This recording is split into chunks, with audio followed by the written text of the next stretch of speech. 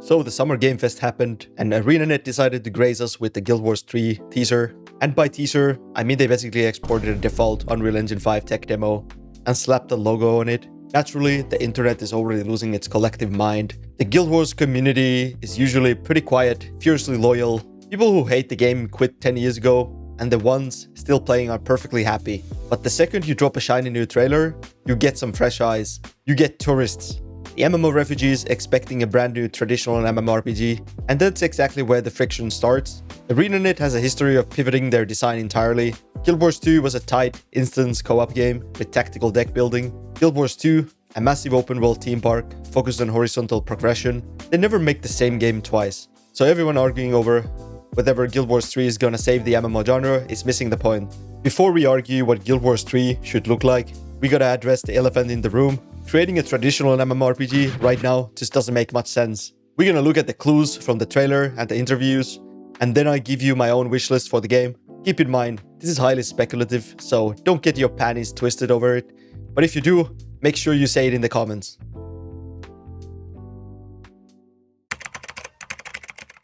So why doesn't it make sense to build a traditional MMORPG right now? The player base is locked in by sunk cost bias. Nobody's gonna permanently abandon the game they dumped thousands of hours and dollars into. You're fighting literal decades of muscle memory and nostalgia. A new MMO launches, you get a massive flood of players for exactly 1 month. They hit that endgame progression wall and immediately log out. They all go sprinting right back into World of Warcraft or Final Fantasy XIV the second their main game drops a patch. Tourists instead of permanent residents. And let's look at the reality for ArenaNet here. They already own one of the most stable theme park MMOs on the market. Trying to build a direct competitor to Guild Wars 2 under the exact same IP just cannibalizes their own revenue stream. Designing a modern game around veteran MMO player expectations is a suicide run. They want infinite content with zero friction and absolute nostalgia. That's a combination no developer on Earth can actually deliver without going bankrupt. Remember Wildstar? Tried to cater directly to the hardcore vanilla MMO crowd with complex raids and old school mechanics. Died because that vocal minority is way too small and stubborn to keep the live service game afloat. So if ArenaNet is smart, they'll completely ignore the theme park MMO route, and the clues are already hiding in the plain sight.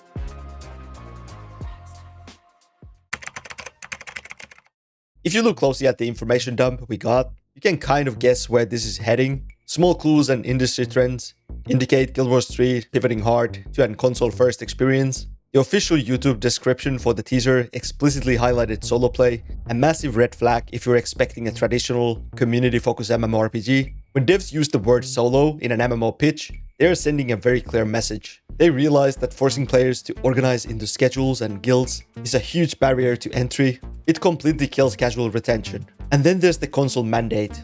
Launching a modern console forces mechanical limitations that change everything. You can't really have a complex hotbar with 40 active skills scattered across the keyboard. Yes, I know Final Fantasy XIV exists, but you gotta condense everything into a simplified controller layouts, which pushes the entire design towards fast action combat. We've already seen this exact playbook happen recently. Amazon Game Studios pulled it with New World Eternum. Amazon tried gaslighting their community by rebranding their entire game from a MMORPG to an action RPG just to appeal to console demographic. Look at New World's launch. They had a complex localized economies and massive faction PvP. They systematically stripped those elements away and slapped in the solo trials. The average console player has zero interest in managing a virtual guild treasury or running a tax spreadsheet. They just want to log in and hit things with a big sword. So, if the genre label is dead, let's talk about how I want Guild Wars 3 to actually look like under this kind of new model.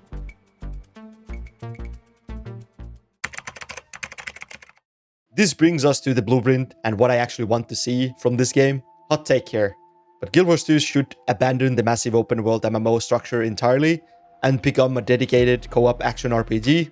Instead of hundreds of players lagging out around the world boss, the game should follow the Crimson Desert model, give us a strong narrative solo campaign that opens up into a stable, high-performance multiplayer lobbies. Gameplay has to lead with the deep action combat that rewards actual mechanical skill. I want fluid, controller-friendly mechanics that demand precision, not just rotating cooldowns while staring at the UI. If the game relies on tap targeting in 2026, it's already dead on arrival. We need stamina management, heavy dodge rolls with actual invisibility frames. Every single weapon swing needs to carry physical weight and momentum you can feel through the controller. To hit an armored enemy, there should be a tangible visual stagger and a heavy sound cue. I don't want the floaty weightless combat that plagued Guild Wars 2, where spells just pass through character models. We need visual impact where the positioning and timing are the only thing keeping you alive. I want the vertical gear progression loops. Give me a clear, tangible reason to log in every single day. Guild Wars 2 was famous for its horizontal progression system, where gear completely stopped mattering after a certain point, and you had absolutely no reason to chase new loot drops. I know it's probably won't happen here, but it's my wishlist, so suck it. That was a great system for the casual players, but it completely destroyed the long-term motivation for more hardcore grinders. Guild Wars 3 needs to fix that by offering an endless treadmill of powerful loot that actually changes your gameplay. I want weapons that completely alter my skill loadout and forces me to learn new attack patterns. Give me armor sets with bonuses that define entirely new character builds. And I want fully equalized arena PvP where mechanical skill actually dictates the winner.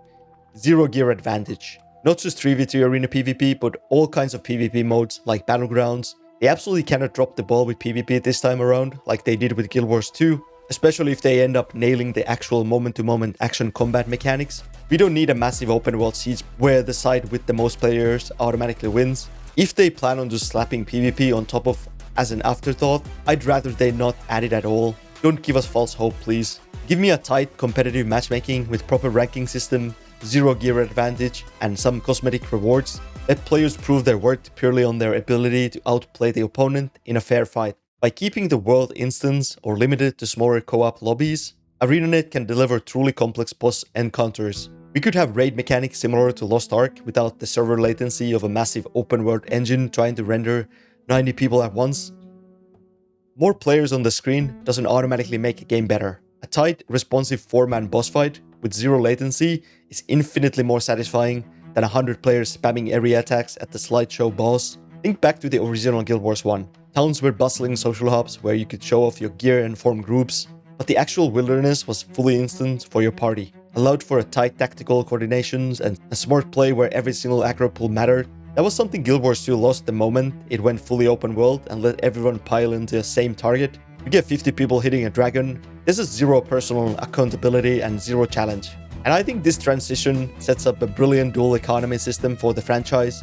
Guild Wars 2 stays the primary theme park MMORPG for legacy players who just want to chill and collect things. Guild Wars 3 becomes the mechanical combat anchor to bring new blood into the franchise. Gives console players a premium action experience without forcing them to learn 2 decades of MMO baggage. Imagine logging in and grouping up with 3 friends in a central hub city. You grab your daily bounties and instance into a highly detailed Unreal Engine 5 dungeon where every enemy actually poses a threat. You aren't just pulling 20 mobs and area farming them down while watching Netflix on a second monitor. You're actively dodging Delecraft attacks and chaining combo multipliers together to break boss tagger bars. You're communicating with your team to coordinate crowd control effects and interrupt massive wipe mechanics. That's the kind of engaging moment-to-moment gameplay the market is currently starving for. Too many games right now are trying to be everything for everyone and failing miserably. ArenaNet needs to pick a lane and commit hard to the action combat co-op experience. The market is begging for a premium co-op action game with a deep progression and zero pay-to-win garbage. If ArenaNet can deliver that, they don't really need to worry about what genre label the internet slaps on them. They don't need to save the MMO genre.